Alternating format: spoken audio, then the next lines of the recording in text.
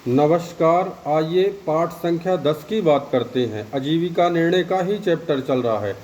पूर्व में सूर्य, चंद्रमा, मंगल, बुध के बारे में हम आपसे बताए थे। अब ये गुरु का कारकत्व कि गुरु अगर मान लीजिए कि जो रूल्स और सिद्धांत बताए थे कर्म दशम के भाव में, तो वहाँ अगर गुरु हमारा आ रहा है तो हमको क्या क्या कार्य करना चाहिए।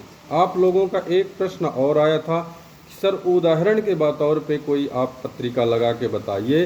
तो अगर हम उदाहरण के बतौर बताएंगे तो ये चैप्टर जो है बहुत लंबा हो जाएगा, इसलिए सबसे पहले बेसिक खत्म करेंगे, इसके बाद जो है आपको सारी चीज़ बताएंगे कि षोडश वर्ग के बारे में, खटवल के बारे में, सारी चीज़ों के बारे में हम आपसे जो है चर्चाएं करेंगे और आपको बताएंगे। अब इसमें देखिए कि काल पुरुष के कुंडली में गुरु जहाँ का स्वामित्व हो, सबसे पहले काल पुरुष की कुंडली भी ले लेते हैं तो नवम भाव यानी कि जहाँ से हम धर्म की बात करेंगे, और दूसरी बात व्यय की 12वें भाव जहाँ से मोक्ष की बात होती है। तो काल पुरुष के कुंडली में गुरु का ये दो जगहों का स्वामित्व है।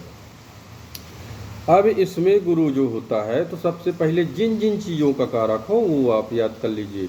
तो गुरु धन का कारक, संतान का कारक, विवाह का कारक, आपके मांगलिक का कारक, शुभ कारक, ये सारे चीज़ों का कारक, ज्ञान का कारक गुरु ही है। अब आइए इसमें सबसे पहले लिखा हुआ है कि धर्म संबंधित सभी कार्य। तो धर्म संबंधित अच्छे बुरे अब दोनों कार्य होते हैं। देखेंगे तो आप ये जो है धोती कुर्ता उपन्ना साधु संत महात्मा जो है पहन करके याचना करते हैं, और कहीं अगर उनसे गलत कार्य हो गया और उनको कहीं न कहीं जज के द्वारा दंड दिया जाए तो वो भी आपके जो है गुरु के कारकत्व में आएगा। फिर दूसरी बात है पठन पाठन। अब गूढ़ विषय जैसे मान लीजिए ज्योतिष का कार्य गूढ़ विषय है, आपको अच्छा कोई ज्ञान दे तो इसका भी कारक गुरु है। फिर प्रवचन, वक्ता, जितने भी देखिएंगे कि भागवत है, शिव पुराण है, रामचरितमानस, इसका कितना जो है तो प्रवचन लोगों को ज्ञान देना ये भी गुरु के कारकत्व में आता है। फिर पूजा पाठ हो गया, ये भी गुरु के कारकत्व में आता है।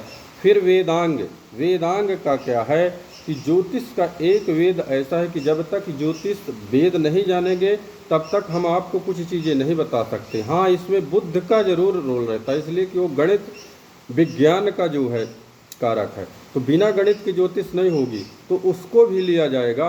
इसलिए ये जो है वेदांग है, यानी कि वेदों की अगर आप उसका अध्ययन किए होंगे, हम अगर कुछ अध्ययन किए होंगे तभी आपको ये ज्योतिष बता रहे हैं, तो इसलिए गुरु भी वेद का कारक है।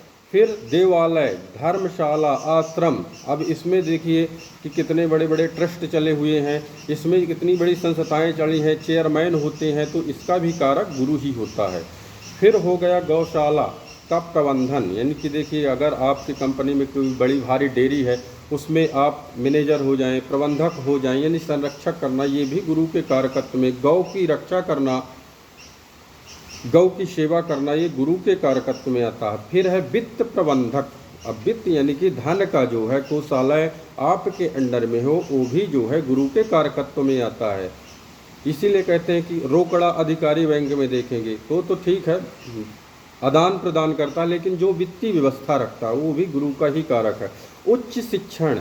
अब उच्च शिक्षण में देखेंगे तो MBBS की डिग्री आप ले लें, ITI हो गया है आपका, IMT हो गया, जैसे संस्थान खोले जाते हैं। और MB की देखिए डिग्री लेकर के आदमी, ठीक है डिग्री तो आपके पास है, लेकिन इसका जो है कोई विशेषताएं, यानी कि आपको गूढ़ रहस्य यानी कि लोगों को ज्ञान देना चाहिए, उसका भी कारक गुरु है। देखिए बड़े बड़े पोस्ट में जितने भी लोग होते हैं, उच्च शिक्षा में होते हैं, IAS हो गए, प्रोफेसर हो जाए, टीचर में, तो इनका जो अंदर चीज़ें होती है वो ज्ञान की होती है। उनका सबसे अलग बात करने का, कार्य करने का रवैया एकदम ईमानदारी का होना चाहिए, इसका भी कारक गुरु को ही बताया गया है। फिर देखेंगे नियंत्रण। अब नियंत्रण यानी कि आप कंपनी में कोई ना कोई ऐसा व्यक्ति रखे होंगे कि आपका नियंत्रण करना जो है जानेगा कि इसका नियंत्रण करें, और इतनी सारी आपको चीज़ें बताएगा कि आपका धन नियंत्रण हो, इसका भी कारक कहीं ना कहीं गुरु है। फिर आप आ जाइए सलाहकार। अब सलाहकार का कार्य 200 वर्ष पीछे जाएं तो राजाओं के राज्य में रहते थे मंत्री, तो वो सलाह देते थे कि आप कुआं खुदवाइए, तालाब खुदवाइए, नदी बावली इत्यादि का निर्माण करिए जिसमें आपके प्रजा की भलाई हो, पेड़ पौधा लगवाइए। अब वो नहीं है तो देखिए हमारे यहाँ सरकार है, तो सरकार संबंधित जितने भी अब आईएएस हो गए, सचिव हो गए, तो ये लोग भी जनता की भलाई के लिए प्रधानमंत्री जी को राय देते रहते हैं और अच्छी राय देते हैं कि उनका भी काम हो और हमारी जनता जो है सुखमय रहे। तो इसका भी कारक गुरु को बताया गया है।